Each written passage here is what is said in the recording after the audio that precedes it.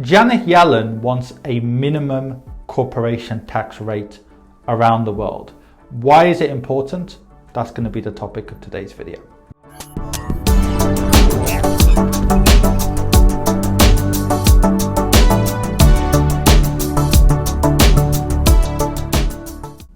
Now, on my website and indeed on this YouTube channel, I've consistently made one or two predictions, even though I've always said that it's very hard to predict the future.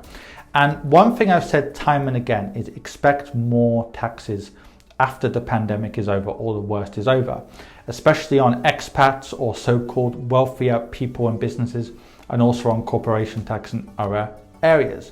And we've had one tax proposal from Janet Yellen, which I have previously predicted on my website. And that's that she wants there to be a global minimum corporation tax. In other words, if you're a company, you wouldn't be able to say, for example, go to Monaco or Cayman Islands or the United Arab Emirates and pay 0%. There would have to be a minimum, regardless of whether that was 5%, 10% or whatever.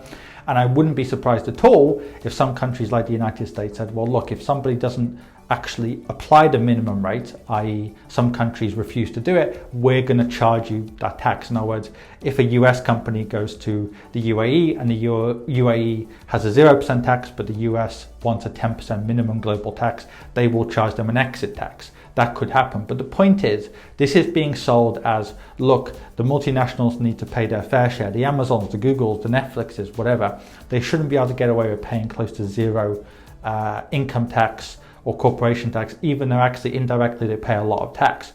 But the wider point I'm making is this will start to affect all businesses. So yes, maybe on day one or year one, the European Union or the US will say this is only on companies making $1 billion a year or more, or only on $1 trillion companies. But we've all heard that before. I mean, look at the US taxation on income. It started out by saying, oh, it's only 1% and it's only going to be on the richest and it's only going to be because of the World War. Many people forget that the US had no income tax from 1776 all the way through to just over 100 years ago. And it was sold on the basis of it's only going to be for a short time, it's only going to be 1% on the 1%. And I think this will be sold in a similar way. Well, look, it's only on 1% of businesses and it's only going to be like 1% global minimum tax or maybe 5%. But we all know where that can go, right? What starts out as, okay, $1 trillion company or $1 billion company will soon become a $50 million company, a $1 million company on everyone. And what becomes a 5 or 10% average rate could even become 15, 20% or above this so-called minimum tax. So I think what we're seeing is around the world, especially in some Western countries whereby there's been a lot of stimulus. In many parts of the world, there hasn't been that much stimulus during COVID, but in the Western countries, developed Western countries, there has been. We're starting to see quite an anti so-called rich attitude. And some naive people think this is only going to affect Netflix, Amazon, maybe a few billionaires. But actually it's going to start to seep into other areas. So for example, Bernie Sanders has got a new tax plan out. Biden's talking about, taxing people who are making, I think it's above $400,000 or something like that more. And that's the key point here. I think in the next few years, there's going to be many more taxes.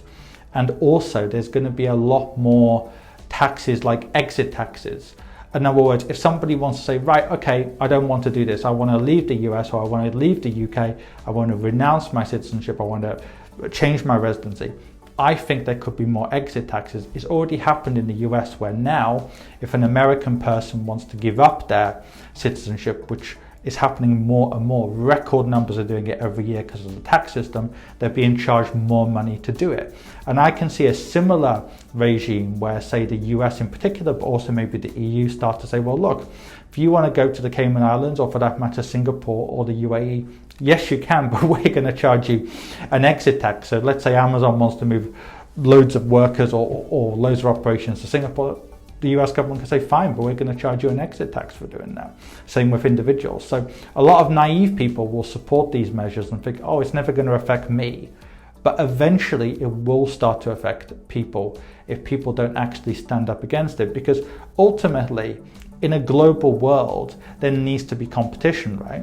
If a Singapore or the UAE or Cayman Islands or Bermuda or any country in the world wants to be competitive by lowering their taxes, why can't other countries, like the country I'm from, the UK, why can't we compete against that, right? And it's a lot of, there's a lot of hypocrisy about this, because all countries want to attract people in the same way as all countries want to attract capital in from businesses. So the Republic of Ireland attracted in countries with their very low taxation regime. Even the UK, it's not ultra low tax, but the UK for decades and years has been saying, look, our corporation tax is relatively low, we speak the English language, it's a gateway to Europe, blah, blah, blah. The point is, all countries want capital to come in. No country wants capital to go out, but we're in a global world, we're in a very competitive world. And in many ways, this kind of taxation system, far from always resulting in a move to the bottom, it does result in more competition. I mean, the likes of Singapore would not be what it is today in the UAE if it wasn't for being competitive on tax. And individuals and companies don't just set up in a jurisdiction just because of tax, because if that was the case, everyone would have left the US, everyone would have left the UK and France and Germany and so on, but it is one aspect.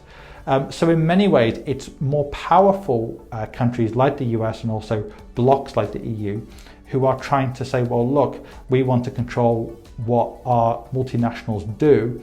But I actually think it would be a deep shame if we actually went to a more insular, more high tax world. And I think the key thing also is there's going to be a lot more authoritarian moves from governments around the world, because there's going to be more anger, I think, in the next 10 or 20 years about rising inequality. Because if you think about a lot of the trends that are going on in the world, like AI, automation, stock market's going crazy whilst the average person's just doing okay, even though most people now own stocks. Irresponsible politicians might start to say, oh yes, but this is because of Amazon, or this is because of people even who are earning $200,000 or $300,000 or pounds a year. So I do think the key thing is wealthy people who own businesses in these kind of increasingly high-risk jurisdictions should look to diversify themselves. That could mean getting a second passport. That could mean having businesses in numerous jurisdictions, because I can see a time when these policies could become much more extreme. How can I help you? In two ways. First of all, are you an expat, a high net wealth individual, or just somebody who lives in a part of the world where it's difficult to get access to quality investment solutions? In which case, go onto my website on adamfayed.com and find out more. If you don't fit into any of those categories, then in which case there's a range of free material on my website, on this YouTube channel, and indeed on my Quora, where I get over 200 or have received over 231 million views in the last few years. And finally, if you want to actually read my thoughts in more detail, go onto Amazon and find my book on there.